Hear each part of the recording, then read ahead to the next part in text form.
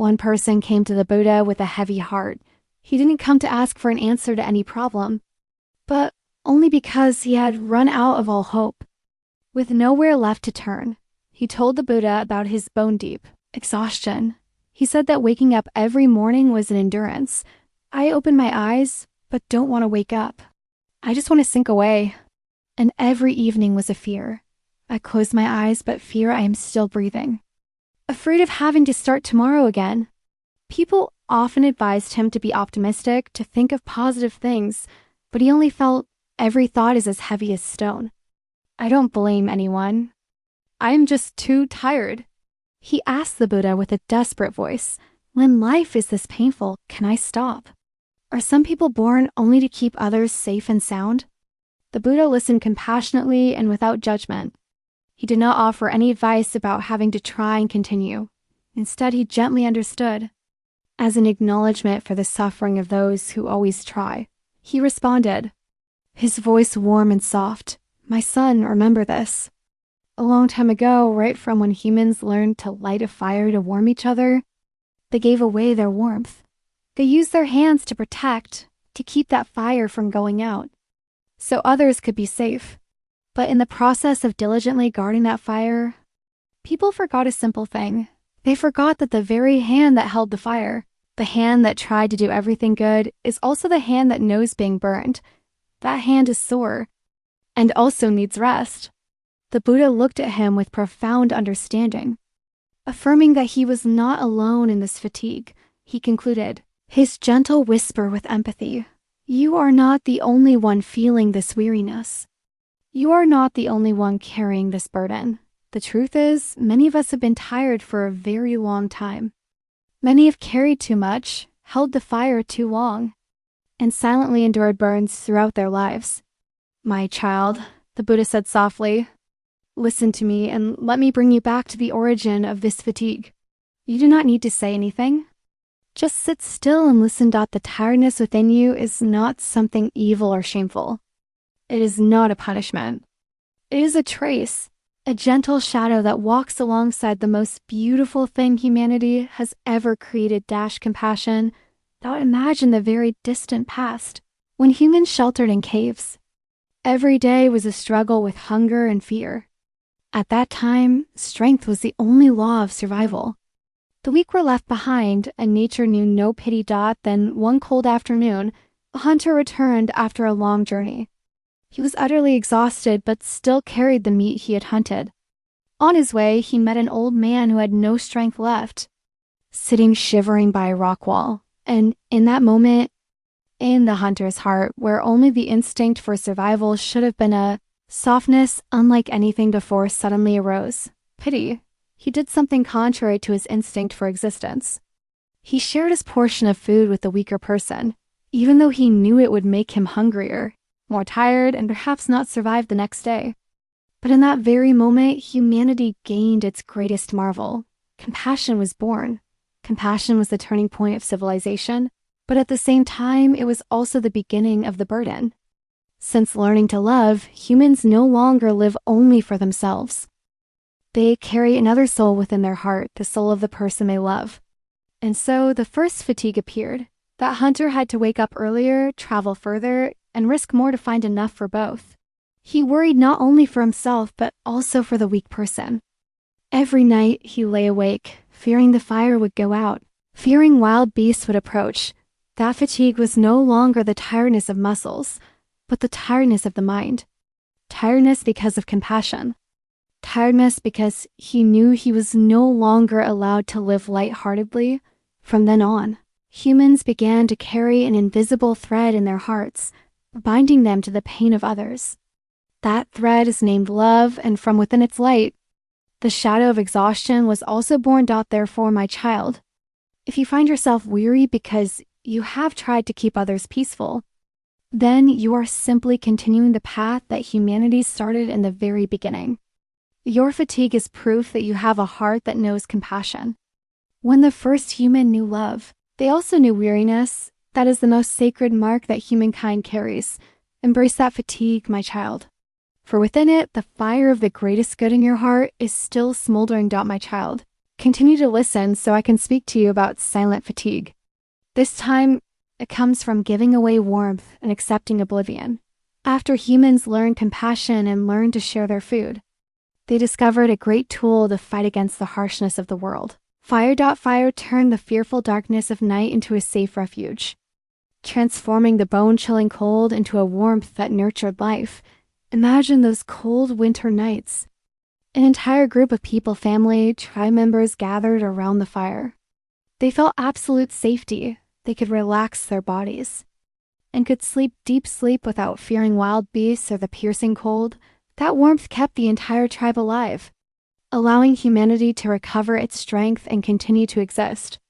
That was a blessing, but my child, that blessing always came with a burden. The fire could not sustain itself forever, for the warmth to be maintained, for the whole tribe to sleep soundly and safely. Someone had to stay awake and keep watch, and so the role of the firekeeper was born. This was the person who had to set aside their own exhaustion. They were the only ones not allowed to close their eyes when everyone else had fallen asleep. They had to sit there in silence, listening to the crackle of the coals. Sensing the firewood burning down, they had to constantly check. Add dry wood at the right moment, ensuring the flame always blazed. Neither too large to be dangerous, nor too small to die out. This was an immensely great responsibility. The firekeeper was the one who ensured the peace of others' dreams. They were the one who accepted weariness so that others could rest. And do you know this work always came with pain? The firekeeper's hands were always close to the flames. They constantly had to feel the heat and had to touch the smoldering coals. Their hands were easily burned, easily blistered by the heat and smoke. This fatigue was not just lack of sleep. It was a silent, continuously endured physical injury. The saddest thing was the oblivion. When dawn broke, everyone woke up in the warmth.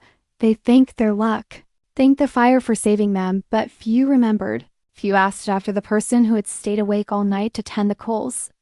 They only saw the warmth and forgot the price paid for that warmth. The firekeeper had to quietly leave to find sleep during the day, carrying an unspoken exhaustion. They had perfectly fulfilled their duty, but their sacrifice was an invisible, unacknowledged one. This is the second fatigue that deeply etched itself into the human soul. The fatigue of the silent contributor. The one who accepted the injury their own blisters to ensure the safety and happiness of others. They gave without expecting recognition, and because of that, their weariness became even more solitary. Therefore, my child, if you are feeling tired because you have kept the fire for those around you, understand that you are bearing the noble blisters of the first firekeepers. You are not alone. This fatigue is proof of your goodness and your great sacrifice. My child, continue to sit here, and let me whisper to you about a new burden that humans created for themselves. A beautiful yet immensely tiring burden. After humans learned to light fires to warm each other, they took another step. They learned to build homes. A home is not just a shelter. It is a place of refuge. Within those shielding walls, humans found safety, and more importantly, they found each other. And when homes were built, humankind learned how to face the inevitable weakness, illness. Before, when still living outdoors, a sick person often had to fight alone, and death usually came in solitude, in the cold. But now, with a roof overhead, compassion and responsibility arose once more. People began to care for the sick. This was a great step forward in humanity. Through the act of caring, humans presented a precious gift. They rescued the sick from a lonely death. The patient was laid in warm blankets, heard comforting voices, and was given spoonfuls of water and porridge. The physical pain remained, but the fear and loneliness were greatly lessened. But my child, right at that moment of humanity, a new burden was born and has clung to humankind ever since. That is the shape of anxiety. Previously, humanity's pain was mostly physical hunger, cold, wounds. But since people learned to care for each other under one roof, pain began to take the form of persistent anxiety in the soul. Imagine the caregiver. They are not sick, but they cannot sleep. They stay awake all night to listen to every breath, every moan of their loved one. They look at the pale face, and in their heart, the fear grows larger each day. Will this person make it? Have I done everything I can? That anxiety is a pain without a wound, but it wears a person down terribly. It is not just exhaustion from lack of sleep. It is the fatigue from having to shoulder the pain of others. The fatigue from having to face one's own powerlessness against a potential death while the patient is nurtured, feeling safe in the shelter of love. The caregiver gradually depletes along with the patient's pain. They are depleted from carrying two parts, the energy to care for the sick person and the mind's burden of worry for the future. This is a silent sacrifice, my child. Caregivers are unsung heroes, those who bore the new shape of pain, the pain of anxiety, of relentless concern. Therefore, if you are tired from worrying about those you love, you are merely carrying the burden that has existed since the dawn of building homes and caring for one another. That is the price paid for not letting anyone die alone. Goodness always comes with depletion, and that has been true for a very long time. My child, continue to listen. So I can speak to you about how weary and lonely fatigue became when war began, after humans learned to love, learned to keep the fire, learned to care for each other. Great conflict also arose. And then the drums of war sounded, bringing death and destruction. War is a disaster, but it is also where humanity's fatigue was split into two distinct and painful halves. Let us speak of the one who goes to battle. They are the warriors. They enter the fight with shouts, with the urging of the drums, with the excitement of the crowd and honored bravery. The one who goes to battle dies amidst the drums, the horns, and the chaos of violence. Their death, though tragic, is a public death recorded by history, celebrated by later generations as heroic, as a sacrifice for a great cause. But my child, I want you to look at the other half of the pain. That is the one who stays behind. Those who stay behind are the wives, mothers, children, fathers. They do not carry weapons, do not hear the rapid war drums. They are at home, in an almost absolute silence, with only the sound of the wind sweeping through the roof and their own sighs. They do not fight with swords and spears. They fight with waiting. Every day that passes is an inner battle. They do not know where their loved one is, whether they are alive or dead. They live with fragile hope and the terrible fear that one day a cold notice of death will arrive. And you see, the one who stays behind dies in silence. Their death does not come in a single moment. It is the slow decay of the soul, of hope, of exhaustion from ceaseless worry. They die little by little, every time the door opens, and it is not their loved one returning. Every time there is news of defeat. Their weariness is the fatigue of a soul, frozen in anticipation. This fatigue is an unnamed weariness. History often remembers the heroes, the names resounding in triumphs and tragedies, but history forgets the one who waits, those who sacrificed an entire life, an entire peace of mind, just to keep a promise and hope whole. They are the silent fire keepers, but this time, the fire they keep is the fragile flame of hope. They are tired from struggling to survive amidst the false peace on the home front, while the fear is greater than any battlefield. So, my child, if you are tired from waiting for something, if you are tired of your own silence, remember that this is the shared pain of the loved ones who stayed behind since the beginning of war. You are not alone in that. Unnamed fatigue. Because your sacrifice is what has kept humanity's hope from ever dying. My child, listen to me whisper more. I will speak in more detail about the silent fatigue of mothers. So this sharing is complete. I will keep the tone soft, whispering, and not sentimental. My child, sit here.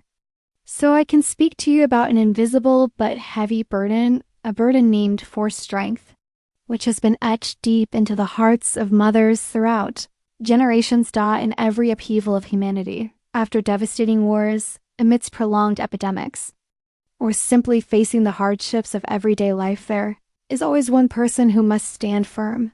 That person is often the firekeeper, the caregiver, the mother. When loss occurs, when pain strikes, everyone in the family has the right to break down. the right to cry out loud to release the emotion. However, the mother, in some natural way, is the last person allowed to show weakness. This is an immensely great sacrifice, an extraordinary endurance.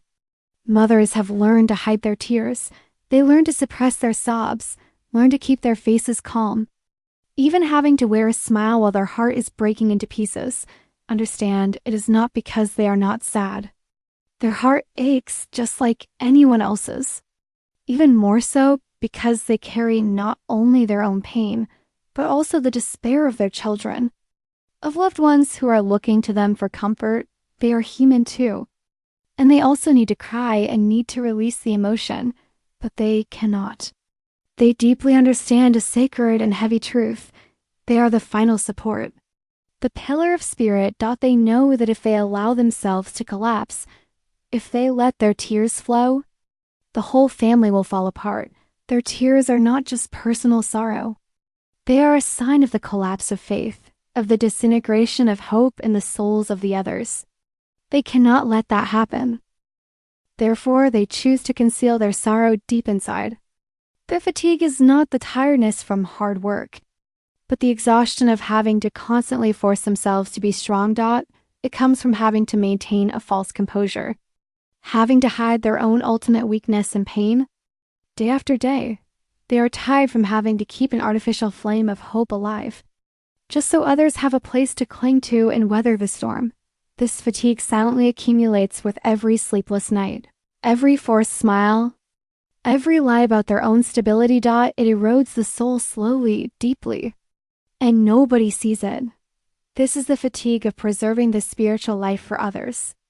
The fatigue of not being allowed to live genuinely with one's emotions, not being allowed to be weak. My dear child, if you are tired from having to be strong for many people, if you are holding back tears for fear of worrying someone, remember the burden of the first mothers. This fatigue is the most noble sacrifice.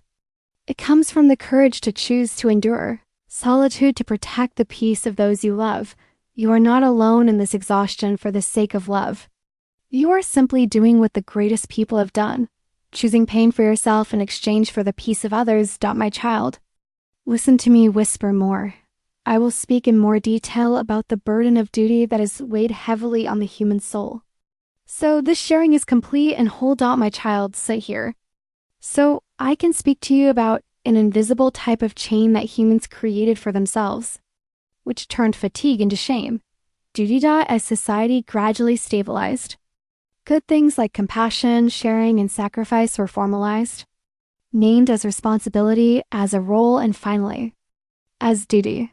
Duty is a promise of honor that each person voluntarily places on their shoulders to uphold the existence and peace of the community. But you see, when duty becomes too heavy and turns into an unbreakable rule, it begins to strip away our right to be human.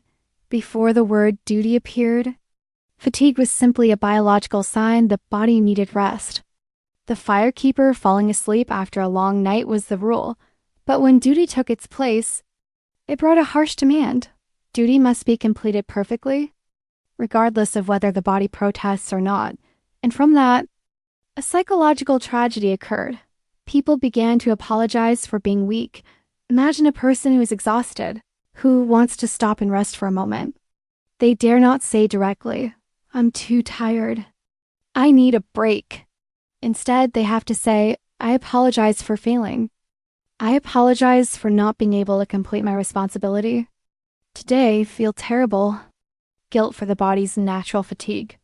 They apologize for not being able to live up to the ideal. Image of the father who is always strong, the mother who always endures, or the child who is always filial. You see, the most heartbreaking thing is, from then on, tiredness was no longer an emotion. It had become a sin. Fatigue was seen as a moral failure, a betrayal of noble duty. People felt guilty for wanting to put down the burden.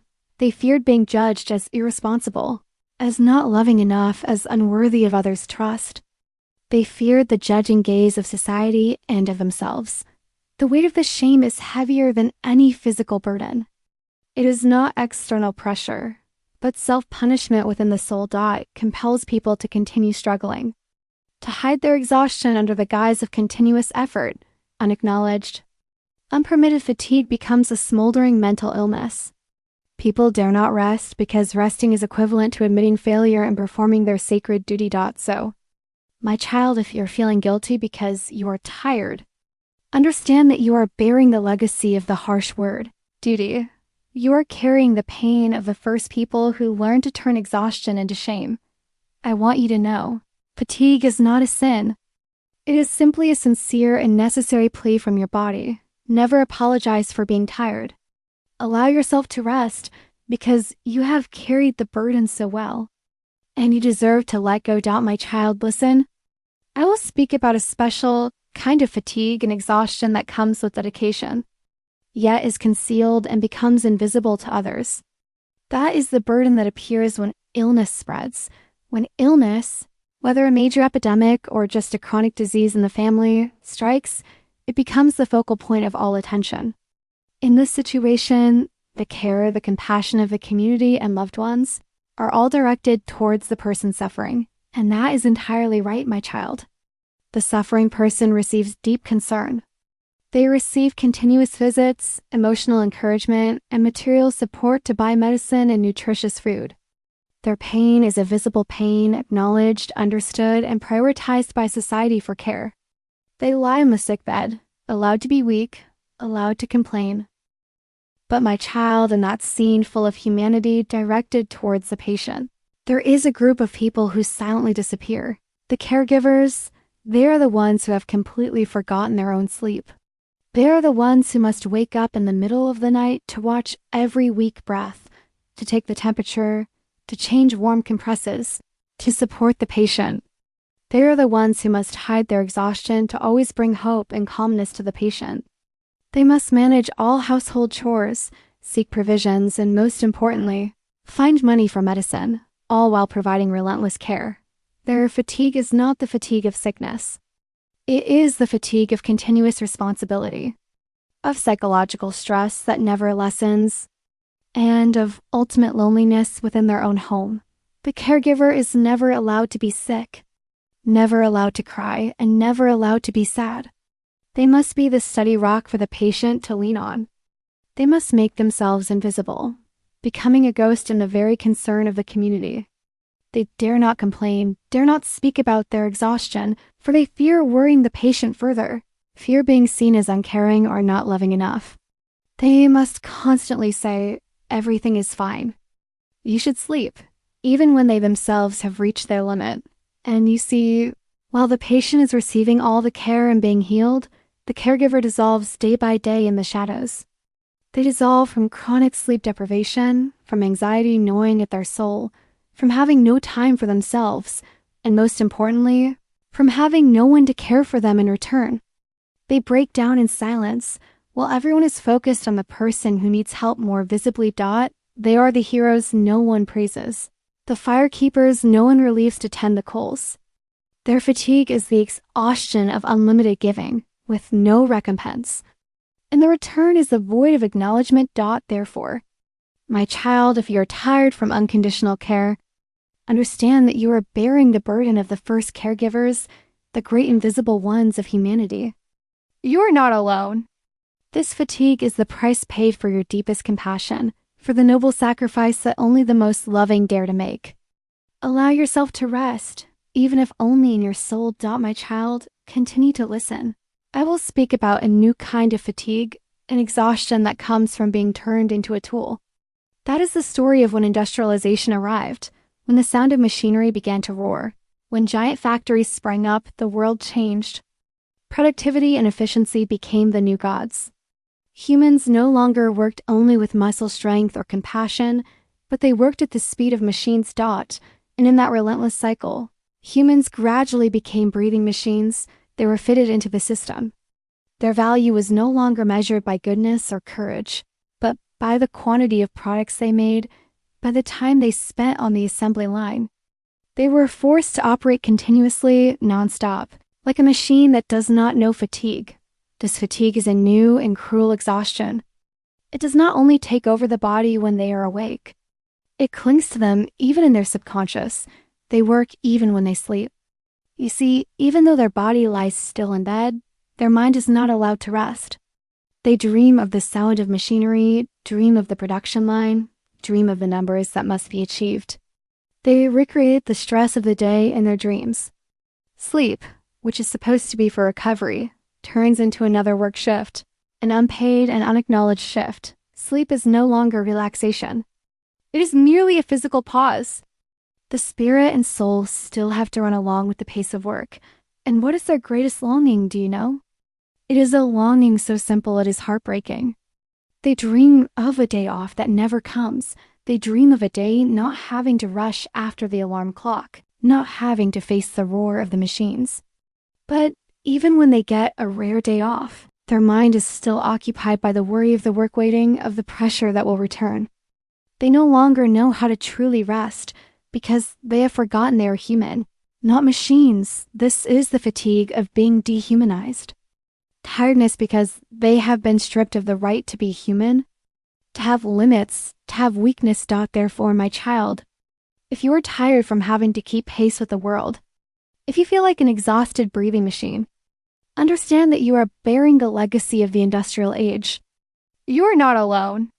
You are simply longing for what all those who have been turned into tools long for, the right to stop and simply be a human being. My child, listen to me whisper about a compassionate kind of fatigue, an exhaustion that comes from deep within the soul.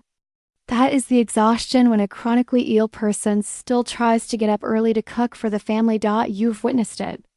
Life always has people burdened by sickness, people whose bodies never truly enjoy complete health.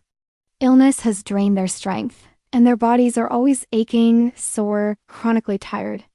By the natural order, society would say they must rest, be cared for, be allowed to be weak, and let go of responsibilities for a time. Yet, look at the mothers and fathers who are carrying chronic diseases. When dawn is still murky, when the pain has not yet subsided after a long, difficult night, they try to crawl out of bed. They do it not because their body has recovered, not because a day full of energy awaits them. They do it not because they are well. On the contrary, every step is an immense endurance. Every bending or stooping motion is a physical pain, a ceaseless battle with their own protesting body. They get up early, not out of personal desire, but out of fear that their child will be hungry, fear that the family will worry. This is the intense urge of duty and compassion that has deeply rooted itself in their character. They fear that, if they lie still, their weakness will become a visible burden and will cause further difficulty for their healthy loved ones. They fear seeing the worried look, the pity, or even the disappointment in the eyes of their family. Compassion and duty have intertwined, creating a terrifying internal pressure. Their physical pain is obvious, but the mental pain, the inner torment, is much greater. And you see, physical pain is sometimes easier to bear than the guilt of someone who feels they have not fulfilled their duty. Physical pain, however terribly it torments, is still a visible enemy. It can be treated with medicine, can be soothed and healed with time. But guilt and self-reproach are different. It is an invisible torment in the heart. It is the voice of self-condemnation. I've not fulfilled the noble responsibility of a nurturer. I was not strong enough to fight off the illness. I am a burden.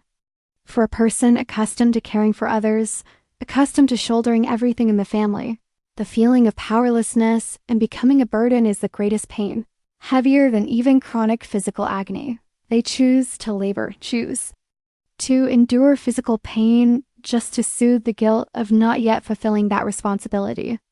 They want to prove that, even if illness drains their strength, they are still a useful mother, a useful father. They want to ensure that they are still keeping the fire for the home. Even if their hands are trembling unsteadily, this is the noblest and loneliest kind of fatigue, my child. It is the exhaustion of the one who prioritized self-esteem and spiritual duty over the very survival of the body. They are tired because they do not dare to rest, do not dare to allow themselves to be weak, for they fear their weakness will hurt their feelings, because worry for others. They accept physical pain in exchange for peace in their soul, knowing that they are still fulfilling their duty. Therefore, if you see a sick person trying to serve others, understand that they are fighting not only illness, but also a deep sense of guilt. Their fatigue is a testament to boundless love, a love that is turned into an unbearable burden. You must acknowledge and appreciate that silent sacrifice, for it is the highest expression of humanity. My child, listen to me whisper about a compassionate and solitary kind of fatigue, which is when the exhausted person still tries to smile to reassure others. You have seen it. In this life, there are people who carry too many burdens on their shoulders. They are utterly exhausted, yet strangely, they are the ones who smile the most, the ones who comfort others the most. They are people who are completely drained of energy, but still have to try to create a shell of peace and strength. Their fatigue is a total exhaustion, physical, mental, and emotional.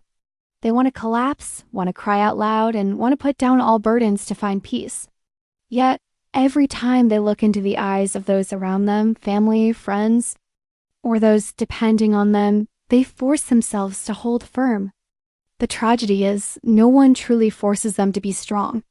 There is no law or person who directly tells them, you must endure. You are not allowed to cry. That pressure comes from a deeper place. It comes from their own compassion and understanding of the fears of others. They have reached a level of awareness where they understand that their collapse is not just their own pain. They know that if they show weakness, if they let tears flow, their breakdown will immediately cause worry, fear, and even despair for those who rely on them. They will shatter the belief that everything is still under control. And you see, they just do not know how to be weak without scaring anyone. This is the greatest burden they carry. They do not have a safe space to be weak. They do not find a place to shed their burden without causing panic to those around them. Therefore, they choose to sacrifice their true emotions in exchange for the peace of others. They choose to smile, choose to say, I'm fine, to extinguish the fear rising in the hearts of loved ones. Their smile is not joy. It is a desperate courage. It is the last defensive wall against the collective spiritual collapse. Each of those smiles comes at the cost of a piece of their remaining mental energy. They are exhausted from suppression. They are tired from constantly playing the role of the hero, the stable one, the one who never knows sorrow. This fatigue accumulates from the most solitary moments when they are alone and still dare not cry loudly for fear someone might hear and worry. This is the fatigue of those who have turned compassion into self-torture. They would rather endure ultimate depletion than become the cause of fear for others. Therefore, my child, if you see someone smiling whose eyes still hold deep sorrow, understand that they are the greatest gatekeeper, preventing spiritual chaos with their own exhaustion. Their fatigue is a noble sacrifice, but also a reminder that even the strongest person needs a place to be weak without fear. My child, I will speak to you about an instinctive and cruel kind of exhaustion, a ceaseless exhaustion. That is when the one who wants to rest must still live, because someone behind them needs them. Humans are born with the instinct to seek rest when tired. That is the law of nature, the adjustment of creation. When we are exhausted, the body forces us to stop, to lie down, to recover. However, there are those who have crossed the boundary of that instinct. They are the ones who carry survival responsibilities, the responsibility to nurture, to care, the responsibility of being the sole support. For them, resting is no longer a personal choice. It is an impossible luxury. They feel exhausted. They want to stop everything, want to let go of all burdens to find peace. But they cannot. They cannot collapse because they know very well someone behind them needs them. There are children too young, parents too old, sick people waiting, a family completely dependent on their income, on their presence. They are the last thread holding the life, the stability of others. The need of others has become an absolute command, crushing even the individual's survival instinct. They are forced to keep going, keep breathing, keep enduring, even though every step is as heavy as lead. And you see, a painful truth has occurred. People collapse not because they are tired, but because they are not allowed to collapse. Fatigue is a physical state, but collapse is a psychological and responsible act. They may be tired to the point of death, but their will does not allow them to stop. Collapsing would not only harm themselves, it would cause the collapse of those who depend on them. It would be a betrayal of the trust in the lives of those behind them. Therefore, they have built a solid wall in their mind.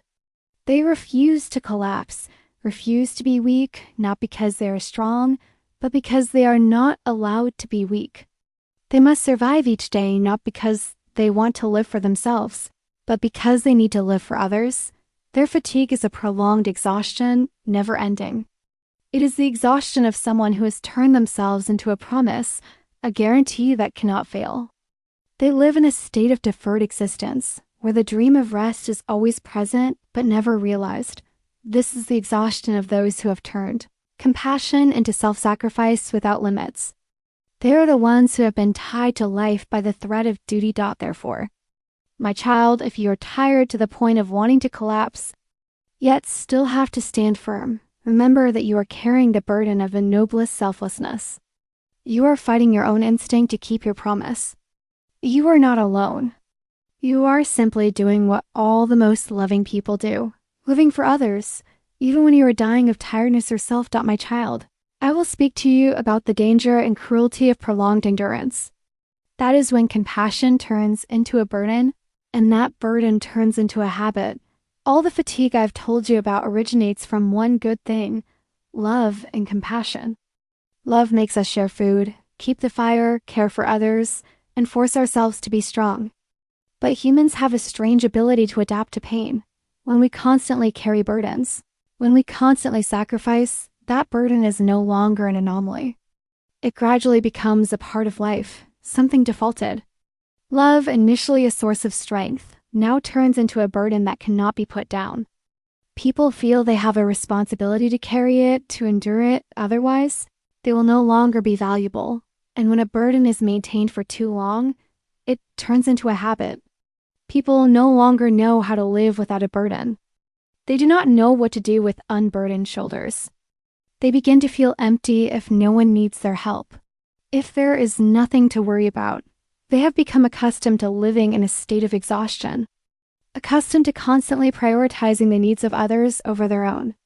They have forgotten the feeling of being light, of being free. And the most frightening thing has happened. People endure to the point of forgetting that living is also a way of slowly dying.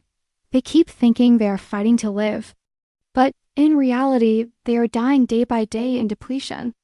They die emotionally because they have become callous to pain. They die spiritually because they no longer know joy or relaxation. They die physically because their body is never allowed to rest. They endure and hold on to the point of not realizing that their existence, full of fatigue and exhaustion, has become a shadow of life. They are existing, not truly living fully. The habit of burden has distorted their perception. They are proud of their endurance, but they do not realize that endurance is destroying them from within. They do not dare to let go of the habit of carrying burdens, because they fear that if they let go, they will lose their identity, lose the role of the hero. This is the fatigue of the person who has lost the ability to recognize limits. Tiredness because they have accepted exhaustion as fate. Therefore, my child, if you feel that your burden has become a habit, stop and ask yourself, are you truly living? Or are you slowly dying in endless enduring? You need to learn how to let go to find your true life again. Do not let compassion turn you into your own martyr. My child, I will speak to you about a deep kind of spiritual fatigue, the kind of weariness that shatters faith. That is when a person loses faith, not because life is too wicked, but because they have believed too much. Humans are born with an instinct to seek hope. We need faith to keep going, to overcome every difficulty.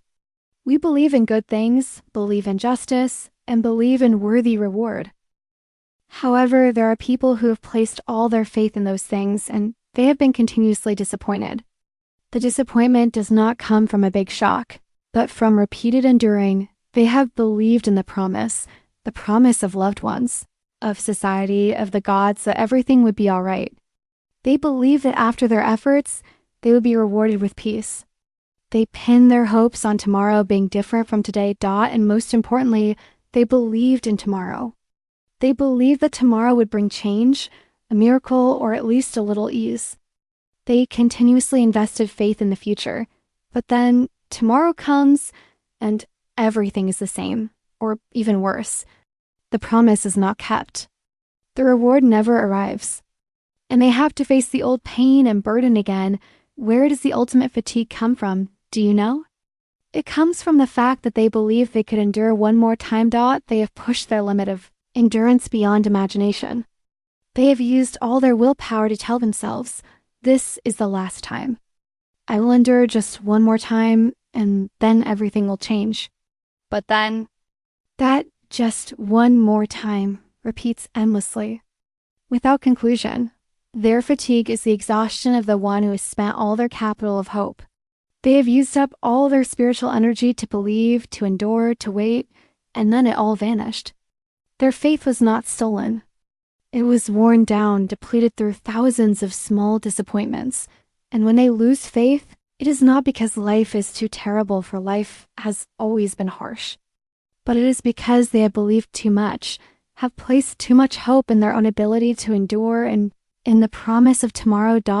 This exhaustion is the weariness of a soul that has been abandoned. They are tired because there is nothing left to believe in, nothing left to lean on, not even the strength of their own endurance. Therefore, my child, if you are losing faith and feeling exhausted, understand that you are bearing the pain of those who have used up all their heart's strength to hope. Allow yourself to rest, not to believe or not to believe, but just to recover the strength of a heart that has placed too much affection in this world. My child, I will speak to you about the bravest kind of fatigue, the exhaustion that has become an art of concealment. That is when those with chronic illness learn to smile. Chronic illness is a war without end. It is persistent weariness, lasting from one day to the next, from 1 year to the next. The chronically ill person does not only fight physical pain, but also fights the despair of knowing they will never be completely well.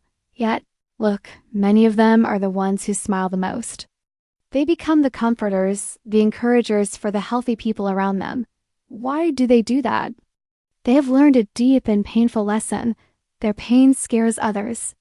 Their weakness and sickness can shatter the peace and joy of their loved ones. They fear the worried look, fear the distress they bring. Therefore, they create a mask. They learn how to smile. They learn to lie with all their heart. They say, I'm fine, so others can be at peace. Every I'm fine is a sacrifice. They sacrifice the truth of their pain, the need to complain, the need to be cared for, just to keep others living in peace, in the belief that everything is stable. They accept shouldering both their own pain and the anxiety of others. Their fatigue is not just physical pain. It is the exhaustion from having to continuously maintain that mask. They have to spend their precious energy playing the role of the healthy, optimistic person. And what is the most pitiful thing, do you know? It is the difference between day and night. During the day, they smile and feel comfortable. But when night falls, when everyone is asleep and the mask is taken off, they have to endure through every wave of pain. They have to face their physical agony, their fear, and their loneliness in the dark. No one sees it, no one soothes it. They fight alone, using all their strength to resist, just so they can smile again the next morning and say that, I'm fine. This fatigue is the exhaustion of concealment and solitude. They are the fire keepers, but the fire they keep is the flame of pretended health. Therefore, my child, if you see a chronically ill person smiling, know that that smile is an ultimate act of courage. Behind it is prolonged exhaustion and long nights of enduring that no one knows about. Their fatigue is a reminder that their love is so great, they would rather hurt alone than cause distress to others. Look with eyes of understanding and give them a safe space to be weak. My child, listen to me speak about the injustice in the world's recognition. You have seen that this world always leans towards the blinding light, towards great victories, towards excellence, towards the extraordinary. That is why the world honors strength. They honor the winner, the one who gets back up after a fall, the one who endures and reaches the pinnacle. Strength is seen as the measure of human worth, yet that very honoring has unintentionally created a huge shadow, where others are fighting a much more arduous war. Those are the people who are completely exhausted, who no longer have the goal of striving, but for whom every day remains only a single will to simply exist. They're the people who are just trying to take one more breath, trying to open their eyes for one more morning, trying to complete the minimal tasks so as not to be discarded by life. They do not have the strength to create great feats, do not have the energy to inspire. They are not tired because they are lazy. They're tired because they have used up all their heart's strength just to maintain their presence in this world. And you see, the world has forgotten those who are just trying to exist. They are seen as weak, lacking willpower, not strong enough. Their fatigue is not acknowledged by society, not understood by friends. They are forced to hide their inner battle, for fear of judgment. Their exhaustion becomes a silent sin, as I mentioned before. The fatigue of existence is the most enduring fatigue. It is the non-stop carrying of a body and mind that has reached its limit. They want to give up, want to rest, but they know that if they let go, they will sink and never rise again. But my child, I see them and I want you to see them too. There are heroes whose names are never written in history books or praised on the news. There are the parents who used their last breath to ensure their children had a meal. They are the friends who use their last bit of energy to listen and keep others from collapsing. They are the people who accepted their humble, painful life just so as not to become a burden on society. They do not fight to win. They fight to keep others alive in peace. They are the foundation, the silent ground that supports the peaks the world honors. Their exhausted existence is a great act of humanity. They accept fatigue and anonymity so that the life, the stability of others can continue. Their endurance is a silent epic, a dedication that requires no return. Therefore, my child, if you are so tired you only want to exist, understand that you are doing something immensely noble. You are one of those unnamed heroes. Never feel ashamed of your exhaustion. That fatigue is proof that you have fought in the bravest way. Just to protect the normal and small things of life. My child, continue to listen. I will speak about fatigue in the era of virtual connection. The era you are living in, when the new age arrived, humans created marvelous tools. They created invisible threads called networks, connecting everyone from caves to skyscrapers. They can talk, share, and see each other through screens anytime, anywhere. People are continuously connecting through the network, nonstop. I can say that humanity has never had so many opportunities to communicate and express themselves. Yet, right within that connection, a new fatigue, deeper and more solitary, is born. That is when humans gradually lose the ability to look into each other's eyes. When we look into each other's eyes, my child, we see the soul, see the truth, see the fatigue and sorrow that cannot be hidden. Looking into each other's eyes requires full presence, listening with the whole heart, and accepting the weakness of others. But on the virtual network, people only see edited images, selected stories, and painted emotions. Everyone is performing, presenting an idealized version of themselves, and so people talk all day. But no one truly listens to anyone. Everyone talks about success, talks about happiness, talks about the things they are doing. They talk to fill the void, talk to attract attention, talk to be acknowledged. But very rarely does anyone truly stop to listen to the sigh, the silent cry, or the exhaustion hidden in the voice of the person opposite.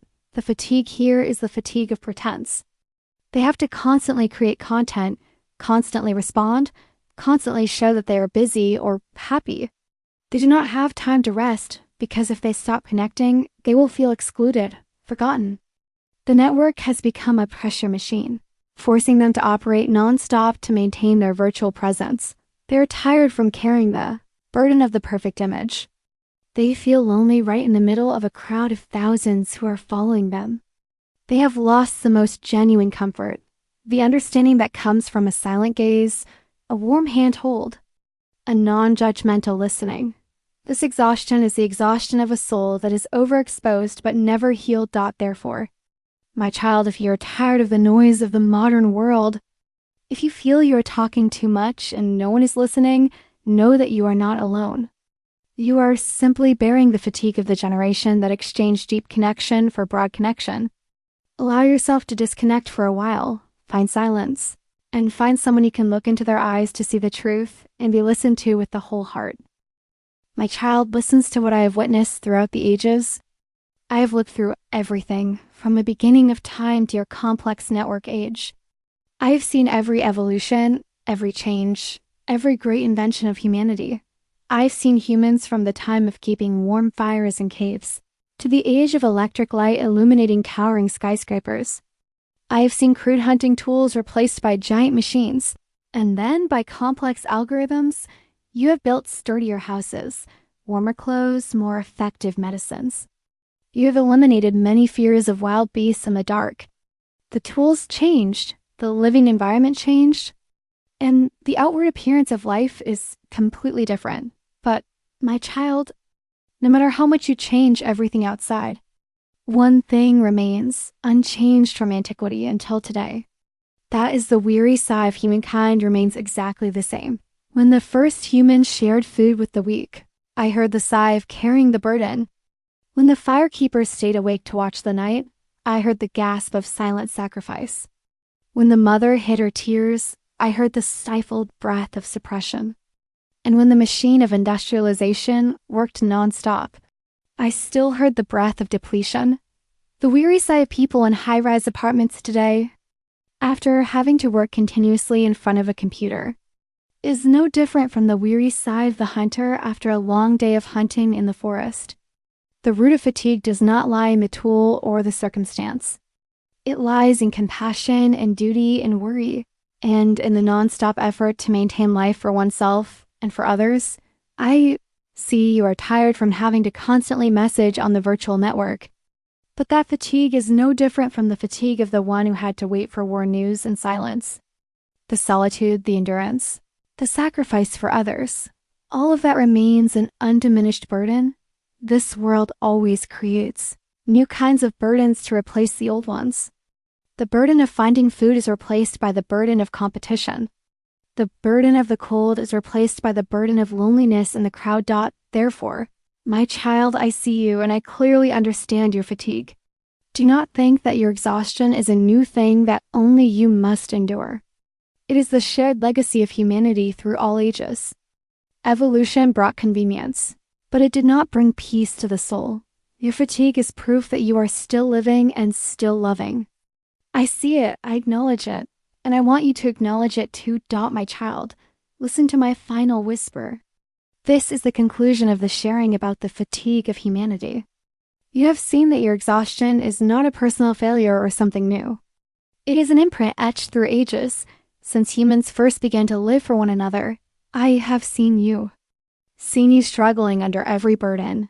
The burden of unyielding love, the burden of duty heavier than a boulder, the burden of trying to smile to not scare anyone.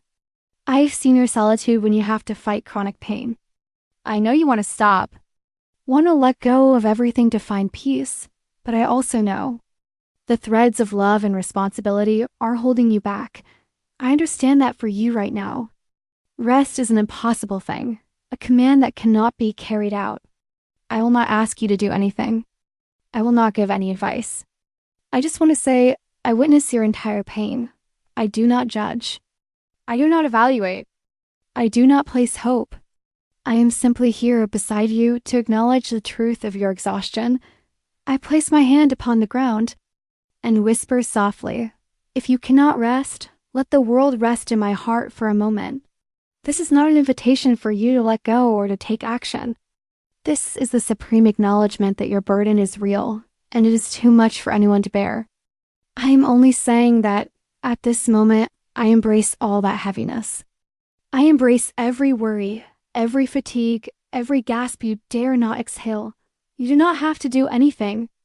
You do not have to be stronger, nor do you have to be weaker. You just need to exist. You just need to be yourself with all the fatigue you have. And your existence, with all that exhaustion, is already the bravest action. I accept you completely, without condition. I have looked through all ages, from the flickering firelight to the dazzling electric light, and I know the ultimate truth. I see that no matter how much humans have endured, how much they have been exhausted, they still continue. Because amidst this stream of evolution, it is only the compassionate heart that keeps humanity in existence. Your fatigue is an inseparable part of that love. You have paid a very high price. But that very price has kept this world still retaining humanity, still retaining the connection between people. You have done very well, my child. Just be tired, because that fatigue is the noblest proof that you have tried to love and live for others. Your fatigue is the truth that I cherish. You are not alone because I am here and I see you.